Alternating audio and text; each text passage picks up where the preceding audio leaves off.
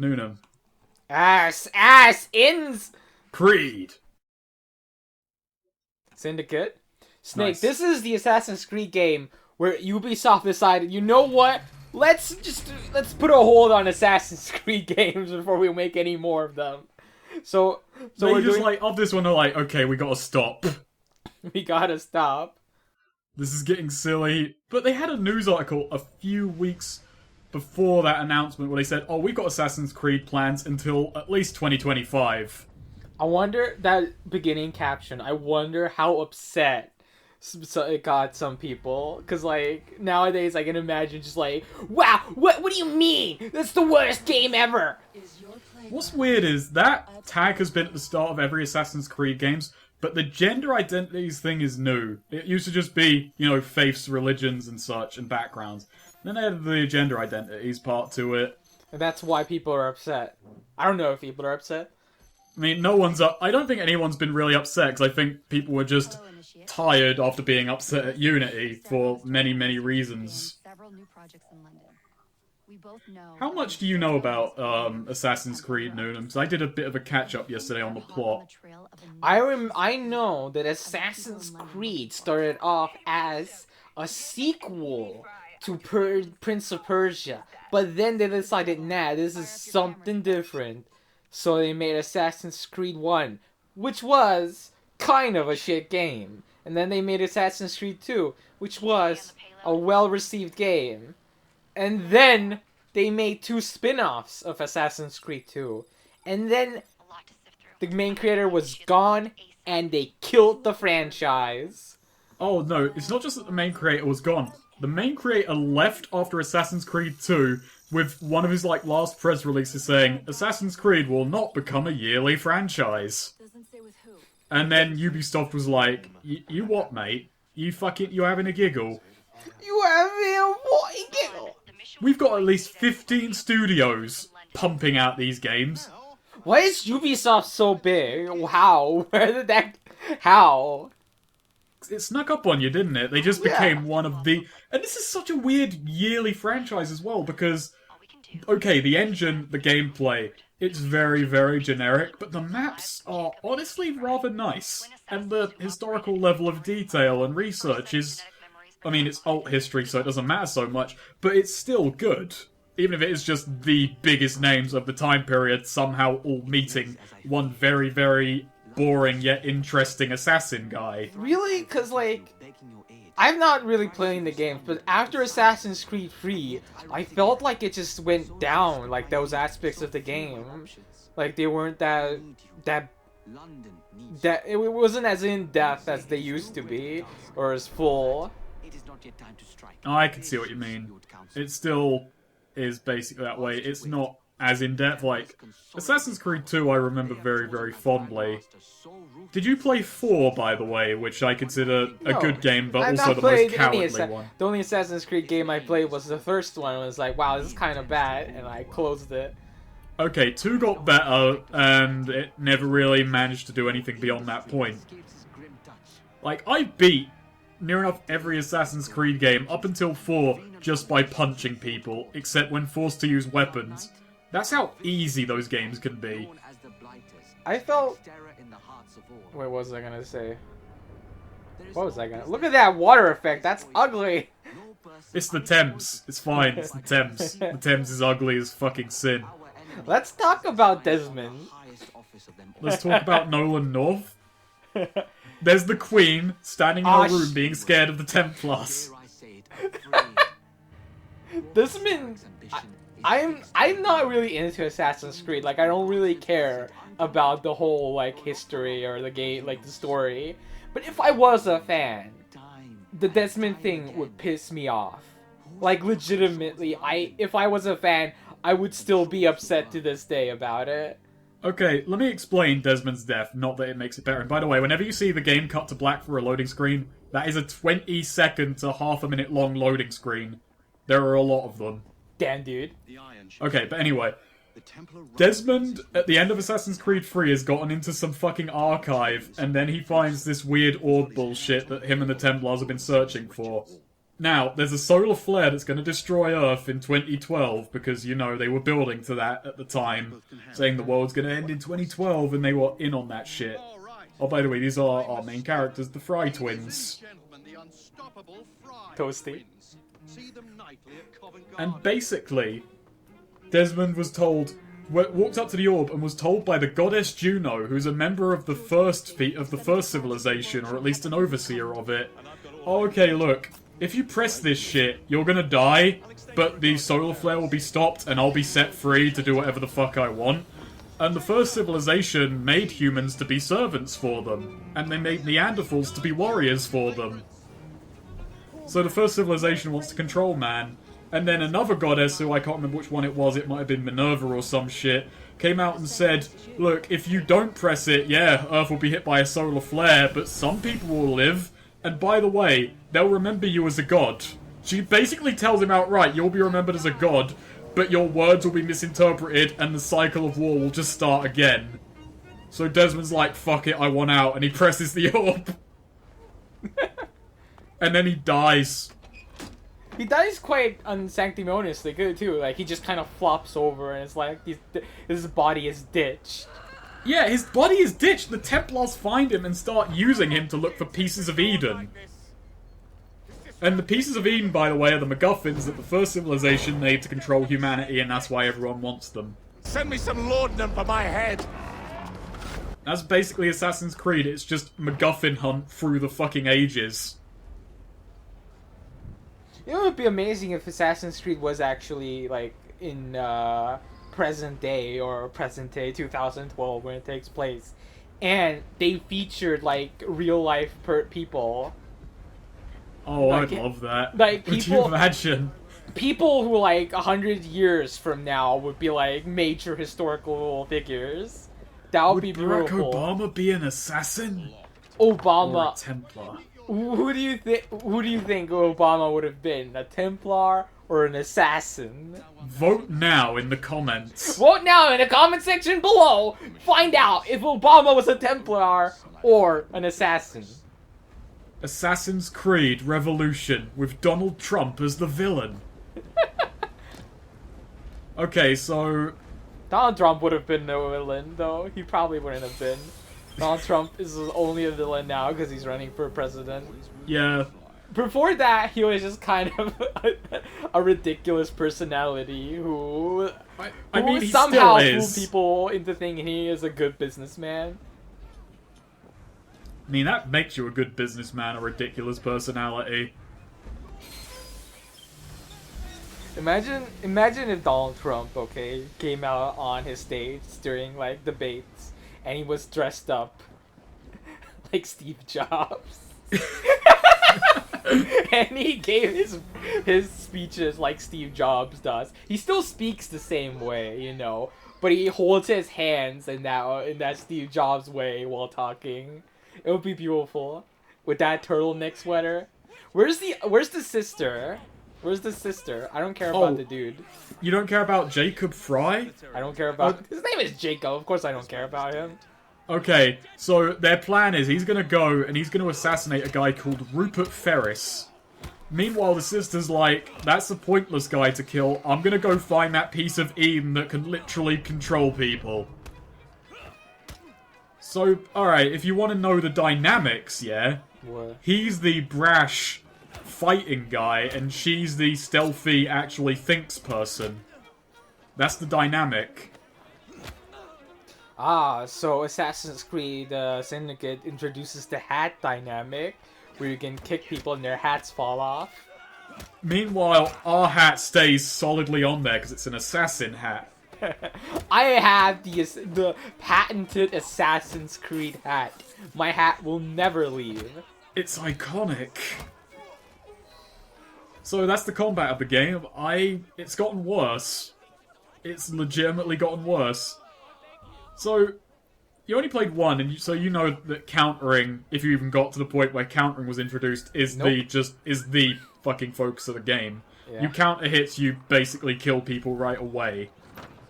Something visually I liked about Assassin's Creed games is when the fighting starts, how the way it pulls back the camera It does do a nice kind of like, and it does like a computerized effect. You get the sound effect as well. And it's like, okay, combat begins, and it's very nice and delineated. It's like almost gives the kind of a tilt shift way of presenting itself. Because technically Spider-Man and Batman also like put the camera far back when you're in your combat sequences. But for some reason, Assassin's Creed just has the perfect level of crunch to it. This game's combat, by what it's changed is, countering is no longer an instant kill. Countering is now just, you get, opening up a guy to wail on him a bit more. So fighting is actually not hard, but it actually has some challenge to it now. You can't just insta-kill everyone if you know what you're doing. Did you just kill that guy? I did. That's He was a blighter. I have never needed to move bodies in an Assassin's Creed game. Granted, I have never been stealthy in these games. So, Snake, since you are like 300 years old, is this like historically correct? Not enough kids dying. Oh, wow. Not to mention, in this game's representation of London at the time, street gangs were an issue, but not to this extent. I know it's kind of a boring answer, but everyone was more scared of the Irish at this time. It isn't like GTA San Andreas when there's like gang members left and right to you. Ow, that's mean. What the hell? Not quite that. That was a stealth kill. It was merciful. He's just gonna lie there paralyzed forever. What is with assassins though? And why do they all wear the same? Like they're like even before they're assassins, why do their clothes look the same? It's genetics. They're all genetically predisposed to long coats and hoods. Just runs in the family. It's messed up. What I'm wondering is, what Assassin Order's like, we need a consistent uniform, guys. What are you playing this on? PS4. So tell me about the resolutions. Okay. The FPSs. So this runs at 900p 30 FPS. Also, I hate this animation. Just look at Jacob going into his stealth. That's fucking stupid. Why would he do that? This is why you can hate this character as much as you want. Because of that animation. Right there, I'm gonna be stealthy, but with my hood on. Better take off me cap. Because I'm a right proper geezer. I'm a naughty geezer. I'm gonna give you a dry stab. Also, throwing knives overpowered. What did you ask me earlier? Oh yeah, so basically, I was like, man, I've bought a HD 60. No game runs in fucking 60 FPS. Nothing does, it was pointless. Yes, the first few years of the new generation lulled you into this false sense of security over, games looking better and running better. But no, the new games that are coming out are not... Their resolutions and their frame rates are going down. Like, because the first few games that came out were just re-releases of games that came out last generation, looking a lot better than they did before. But now, when the new games are coming out, yes, they look nicer, I guess. Like, Uncharted 4 looks a lot nicer, but that game still runs in 30 FPS. Why? I'm just gonna say, the most fun I had with this game, and it's not when I was recording it, I just turned off all the HUD, all the ugly, computerized distractions, and I just walked around London for a bit, and it was nice. It was pleasant. But, there's not really much to it. It's like, these are okay virtual tourism games, I suppose. This game looks like it could be on PlayStation 3. Yeah, it could be. I don't think this was released on last-gen consoles at all, though. I think this was entirely a next-gen Assassin's Creed, which, how much did you follow Unity's woes? Also, I ran out of knives. Shit. I don't follow them, but people were upset. Okay. That's what I know. People were upset. And it wasn't just the woes. People also complained there were no female assassins, so that's why people said that Evie was introduced in this one, which I don't buy, because these games do have multi-year-long development cycles. Also, that's a brutal kill. I do believe that, cause the one thing I have heard about this game is that Evie is kind of pushed to the side as when story goes along. That is true, actually. She has less story missions, so she could be a last-second inclusion, maybe. It would also explain, because here's another thing about their reasoning on that one. We'll just go into it briefly, because it's fucking amusing to me, is the reason they gave was it would take a lot of resources to make another female assassin model, because Unity did have a lot of customization options, like, way more than was fucking needed. There were a million different types of fucking knives and stabbers and all that shit. This game only has 3 weapon types, and they all share kind of the same animations. And they're just a lot more consistent. But there was a game called Liberation that had a female main character. I don't follow that. I don't believe that it would be that hard. But it's just weird. What I think has happened, and this is not an excuse. This is in fact a criticism of Assassin's Creed as a series. Is that these games are like are made like like they're in a factory. Okay, it's just a rolling like grid, and you have to just put things in. And when there's like a new idea to like make it better, it's like no, we can't. Otherwise, the whole thing will just fall fucking apart. And that's why they didn't have female characters and it's just stupid. Like, these games come out too much. Like, there were too many Assassin's Creed games. You want to know, like, because the studio that made this one was, I believe, Ubisoft Quebec. I think it was Quebec. They have worked on several Assassin's Creed games, but I don't believe they've ever made one. In the sense that they have done port jobs, like these guys did the Wii U port of Assassin's Creed 3. That's kind of like their level of involvement. This is the first one they had complete, like, control over as the main studio. So that's how their factory line, because, like, they're being worked on in several different fucking cities at once. Who's the guy? Like, who's the guy? Like, who's the Neil Druckmann? Who's the Mark Laidlaw? Or I don't know. Could there even be one with that many like resources and places to hand? Cause like Assassin's Creed 1 to like 2 and its 2 spin-off titles had the guy, like the French guy who made fucking Prince of Persia. Alright, like, I'm gonna butcher this pronunciation, but Marc Alexis Corte. Yeah, that guy. It's a French name. Yes, that bloody Frenchie. Or a French-Canadian. They had the guy, so who replaced him? Just some random executive. This is the director of this game. I was just like, answering your earlier question of who was the guy on this one, not like who's the main guy before. That's probably not a real person. That's probably just some computer that Ubisoft has working. So it's like HAL 9000. On the wall while the poor workers in Ubisoft are like hammering in fucking the video game proletariat, putting together the game, just like dying slowly and not playtesting anything. Meanwhile, there's a robot Couture, as he's known in France, Quebec, wherever he's at, is just manipulating them. Like it's like Scientology. They have dirt on them. They know their secrets. They can it's a massive operation that's going on there. And it can't. And I was about to say it can't be stopped, but it has been halted for a moment. There's like one cog has come loose, and they're like, fuck. Alright, take a year off.